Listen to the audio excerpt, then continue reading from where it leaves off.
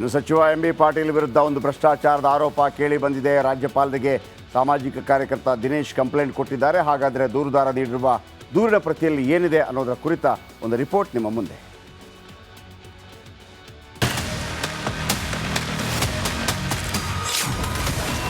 MB. Patil ವಿರುದ್ಧ ಮತ್ತೊಂದು ದೂರು. ರಾಜ್ಯಪಾಲರಿಗೆ ದಿನೇಶ್ ಕಲ್ಲಹಳ್ಳಿ ಕಂಪ್ಲೇಂಟ್.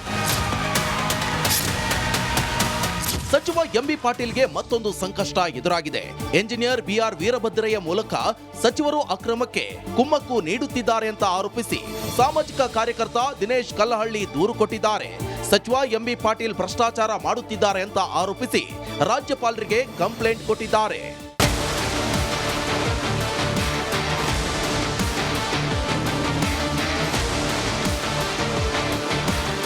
ಎಂ.ಬಿ. ಪಾಟೀಲ್ ವಿರುದ್ಧ ದಾಖಲೆಗಳ ಸಹಿತ ಗವರ್ನರ್ಗೆ ದಿನೇಶ್ ಕಲ್ಲಹಳ್ಳಿ ದೂರು ಕೊಟ್ಟಿದ್ದಾರೆ. ಕುಮ್ಮಕ್ಕು ನೀಡ್ತಾ ಇರುವ ಸಚಿವರ ಮೇಲೆ ಕಾನೂನು ಕ್ರಮ ಕೈಗೊಳ್ಳುವಂತೆ ಆಗ್ರಹಿಸಿದ್ದಾರೆ. ಭ್ರಷ್ಟಾಚಾರದ ಬಾಂಬ್ ಸಿಡಿಸಿರುವ ದೂರುದಾರನ ವಿರುದ್ಧ ಸಚಿವ ಎಂ.ಬಿ. ಪಾಟೀಲ್ ಕಾನೂನು ಸಮರ ಸಾರ್ತಾರ, ದಿನೇಶ್ ಕಲ್ಲಹಳ್ಳಿ ಮೇಲೆ ಪ್ರತಿ ದೂರು ನೀಡುತ್ತಾರಾ ಅನ್ನೋದೇ ಸದ್ಯದ ಕುತೂಹಲ. Sanjay, political bureau, republic Kannada, Bengaluru. ನೋಡಿ, ಜೂನ್ 28ನೇ ತಾರೀಕು ಸರ್ಚ್ ವಾರಂಟು, 30ನೇ ತಾರೀಕು ರೈಡ್ ಮಾಡ್ತೀವಿ ಅಂತ ಪ್ಲ್ಯಾನ್ ಮಾಡಿಕೊಳ್ಳುತ್ತೆ ಲೋಕಾಯುಕ್ತ DYSP. 29ನೇ ತಾರೀಕಿಗೆ ನಗರಾಭಿವೃದ್ಧಿಯ ಇಲಾಖೆಯ 3 IAS ಅಧಿಕಾರಿಗಳು ಬುಡಾ ಆಫೀಸ್ಗೆ ಬಂದು 140 ಫೈಲ್ಗಳನ್ನು ಹೊತ್ತೊಯ್ತಾರೆ. ಮರುದಿವಸ ನಗರಾಭಿವೃದ್ಧಿ ಸಚಿವ ಭೈರತಿ ಸುರೇಶ್ ಅಲ್ಲಿಗೆ ಭೇಟಿ ಕೊಡ್ತಾರೆ. ಈಗ ಅಶೋಕ್ ಅವರೊಂದು ಆರೋಪ ಮಾಡಿದ್ರು ಗೊತ್ತಾ, ಅಂದರೆ ಆಗ್ರಹ ಮಾಡಿದ್ರು ಗೊತ್ತಾ, CBI ತನಿಖೆ ಆಗಬೇಕು ಅಂತೇಳಿ. ಇಡೀ ಇಲ್ಲಿ ಡೈವರ್ಟ್ ಏನಾದರೂ ಆದರೆ ಖಂಡಿತವಾಗ್ಲೂ ಒಂದು ಕಿರಿಕಿರಿ ಇದ್ದೇ ಇದೆ. ಆದರೆ ಹೋರಾಟ ಮಾಡೋರು ಯಾರು? BJP ಮಲ್ಕೊಂಡ್ಬಿಟ್ಟಿದೆ, 3 ಸೋತ ಕಾರಣಕ್ಕಾಗಿ ಮಲ್ಕೊಂಡ್ಬಿಟ್ಟಿದೆ. ಆಮೇಲೆ ಅದರಲ್ಲೇ ಭಿನ್ನ ಧ್ವನಿ ಇದೆ. ಮತ್ತೊಂದು ಕಡೆ CM ಸಿದ್ದರಾಮಯ್ಯ ಸ್ಟ್ರಾಂಗ್ ಆಗಿದ್ದಾರೆ. ನೋಡಿ, ಮೂಡಾ ವಾಲ್ಮೀಕಿ ಸ್ಕ್ಯಾಮ್ಗಳಲ್ಲಿ ಸರ್ಕಾರ ಸಿಲುಕಿದ್ದಂತೂ ಸತ್ಯ, ಹೋರಾಟಗಳಾಗಿದ್ದು ಸತ್ಯ. ಸಿದ್ದರಾಮಯ್ಯ ಮತ್ತು ಸರ್ಕಾರದ ಶಕ್ತಿ ಪ್ರದರ್ಶನಕ್ಕೆ ವೇದಿಕೆಯಾಗಿತ್ತು. ಸಿದ್ದರಾಮಯ್ಯನವರನ್ನ ಹೇಗಾದರೂ ಶತಾಯಗತ ಇಳಿಸಲೇಬೇಕು ಅಂತೇಳಿ ಪ್ರಯತ್ನಗಳನ್ನು BJP ಮಾಡ್ತು. ಅವರ ಜೊತೆ ಆ ಸಂದರ್ಭದಲ್ಲಿ DK ಶಿವಕುಮಾರ್ ಭಾಳ ಸ್ಟ್ರಾಂಗ್ ಆಗಿ ನಿಂತರು. ಈಗ ಉಪಸಮರದ 3 ಕ್ಷೇತ್ರಗಳಲ್ಲಿ ಕಾಂಗ್ರೆಸ್ ಜಯಬೇರಿ ಬಾರಿಸಿದೆ. ಹಾಗಾಗಿ ವಿಪಕ್ಷಗಳ ತೆಕ್ಕೆಯಿಂದ ಶಿಗ್ಗಾಂವಿ ಚನ್ನಪಟ್ಟಣವನ್ನು ಕಸಿದುಕೊಂಡಿದೆ ಕೈಪಡೆ. ಅನ್ಡೌಟೆಡ್ಲಿ ಸಿದ್ದರಾಮಯ್ಯ ತುಂಬ ಸ್ಟ್ರಾಂಗ್ ಆಗಿದ್ದಾರೆ, DK ಶಿವಕುಮಾರ್ ಸ್ಟ್ರಾಂಗ್ ಆಗಿದ್ದಾರೆ, ಕಾಂಗ್ರೆಸ್ ಮತ್ತೆ ಸ್ಟ್ರಾಂಗ್ ಆಗಿದೆ. ಸಿದ್ದು ಮತ್ತು ಸಂಪುಟ ಸದಸ್ಯರ ವಿಶ್ವಾಸ 100 ಮಡಿಯಾಗಿದೆ. ಯಾಕಂದರೆ ಶಿಗ್ಗಾಂವಿ ಅಂತ ಜಾಗ 30 ವರ್ಷಗಳ ನಂತರ ಅವರ ಕೈವಶಕ್ಕೆ ಬಂದಿದೆ.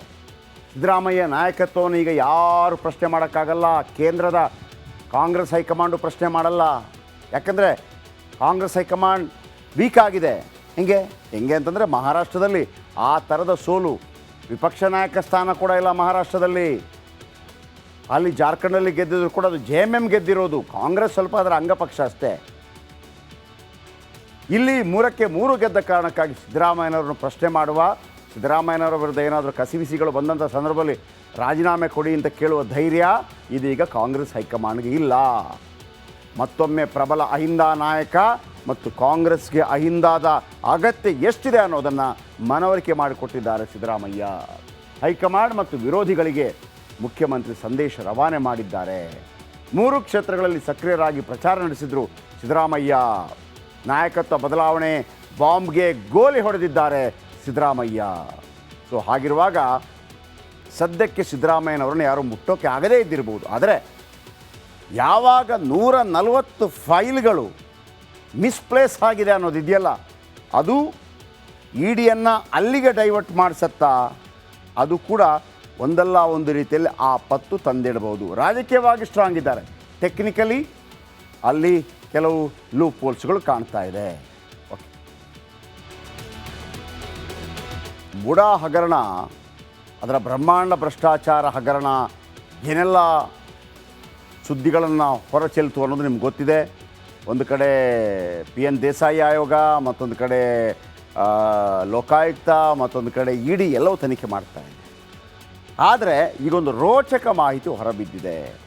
ಲೋಕಾಯುಕ್ತ DYSP ಮುಡಾದ ಮೇಲೆ ರೇಡ್ ಮಾಡ್ತಾರೆ ಅಂತ ಗೊತ್ತಾದಾಗ ಮರುದಿವಸ IAS ಅಧಿಕಾರಿಗಳು ಹೋಗಿ ಅಲ್ಲಿರುವಂಥ ದಾಖಲೆಗಳನ್ನು ಎತ್ತಾಕೊಂಡ್ಬಂದಿರುತ್ತೆ.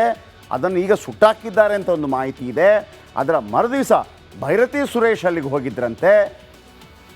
ಇದೆಲ್ಲವೂ ಕೂಡ ದೊಡ್ಡ ಮಟ್ಟದಲ್ಲಿ ಸಂಚಲನಕ್ಕೆ ಕಾರಣವಾಗ್ತಾ ಇದೆ.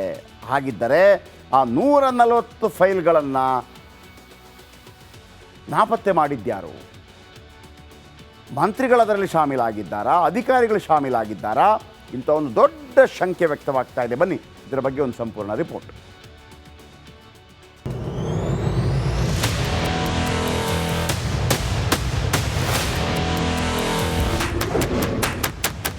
ಮೂಡ ಹಗರಣದ ಮೆಗಾ ಅಪ್ಡೇಟ್. ದಾಳಿಗೆ ಸರ್ಚ್ ವಾರೆಂಟ್ ಪಡೆದಿತ್ತು ಲೋಕ.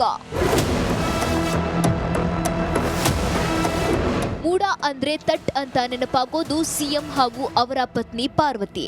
ಸೈಟ್ ಹಂಚಿಕೆ ಹಗರಣದ ಚಕ್ರವ್ಯೂಹದಲ್ಲಿ ಸಿಎಂ ಫ್ಯಾಮಿಲಿ ಅಂತೂ ವಿಲವಿಲ ಅಂತಿರೋದು ಗೊತ್ತೇ ಇದೆ. ಹಗರಣದ ಬಿಲ ಹೊಕ್ಕಿರುವ ಲೋಕಾಯುಕ್ತ ತನಿಖೆಯಲ್ಲಿ ಒಂದೊಂದೇ ಸ್ಫೋಟಕ ಮಾಹಿತಿ ರಿವೀಲ್ ಆಗ್ತಿದೆ.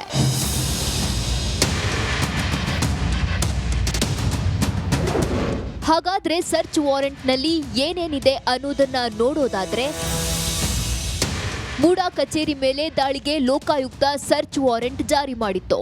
ಸೈಟ್ ಹಂಚಿಕೆಯಲ್ಲಿ ಗೋಲ್ಮಾಲ್ ಆಗಿದೆ. ಬದಲಿ ಸೈಟ್ ಕೊಡುವ ವಿಚಾರದಲ್ಲಿ ಕಾನೂನು ಉಲ್ಲಂಘನೆಯಾಗಿದೆ. ಮೂಡಾ ಕಚೇರಿಯಲ್ಲಿ ಇದಕ್ಕೆ ಸಂಬಂಧಿಸಿದ ದಾಖಲೆ ಇಲ್ಲ. ನೋಟಿಸ್ ಕೊಟ್ಟು ದಾಖಲೆ ಕೇಳಿದ್ರೆ ಕೊಡುವುದಿಲ್ಲ ಎಂಬ ಆರೋಪಗಳು ಸರ್ಚ್ ವಾರೆಂಟ್ನಲ್ಲಿ ಉಲ್ಲೇಖವಾಗಿದೆ. ದಾಖಲೆ ಕೇಳಿದ ಕೂಡಲೇ ದಾಖಲೆ ನಾಶ ಮಾಡ್ತಾರೆ. ಇದಕ್ಕಾಗಿ ದಿಢೀರ್ ದಾಳಿ ಅತ್ಯಂತ ಅವಶ್ಯಕತೆ ಇದೆ. ಮಹತ್ವದ ದಾಖಲೆ ಜಪ್ತಿಗೆ ದಿಢೀರ್ ದಾಳಿ ಮಾಡಲು ಸರ್ಚ್ ವಾರೆಂಟ್ ಜಾರಿ ಮಾಡಲಾಗಿತ್ತು ಎನ್ನಲಾಗಿದೆ.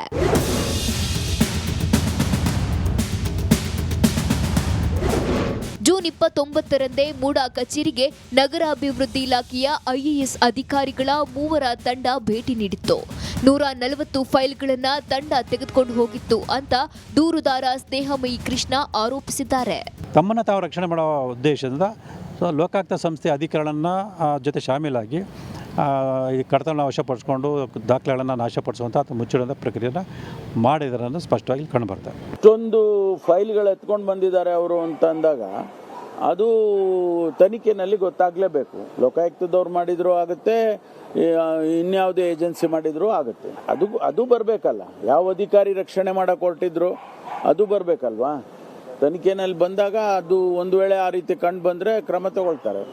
ಯಾರು ಫೈಲ್ಗಳನ್ನು ರಕ್ಷಣೆ ಮಾಡಬೇಕಾಯಿತು ಅದೇ ಅಧಿಕಾರಿ ಫೈಲ್ಗಳನ್ನು ಕಳ್ತನ ಮಾಡ್ತಾರೆ ಅಂತ ಹೇಳಿದ್ರೆ ನಮ್ಮ ರಾಜ್ಯದ ಆಡಳಿತ ವ್ಯವಸ್ಥೆ ಎಷ್ಟು ಕುಸಿದಿದೆ ಅನ್ನೋದು ಇದರಿಂದ ಸ್ಪಷ್ಟ ಆಗ್ತಾ ಇದೆ. ಅದರಿಂದ CBI ತನಿಖೆ ಒಂದೇ ಇದಕ್ಕೆ ಪರಿಹಾರ ಅಂತ ನಾನು. ಲೋಕಾಯುಕ್ತ ತನಿಖೆ ಸುತ್ತ ಅನುಮಾನದ ಹುತ್ತ ಬೆಳೆದಿದೆ. ಸರ್ಕಾರವೇ ದಿಕ್ಕು ತಪ್ಪಿಸ್ತಿರೋ ಆರೋಪ ಕೇಳಿ ಬಂದಿದೆ. ವಿನೋದ್ ಪಡುವಾರಳ್ಳಿ, ರಿಪಬ್ಲಿಕ್ ಕನ್ನಡ, ಮೈಸೂರು.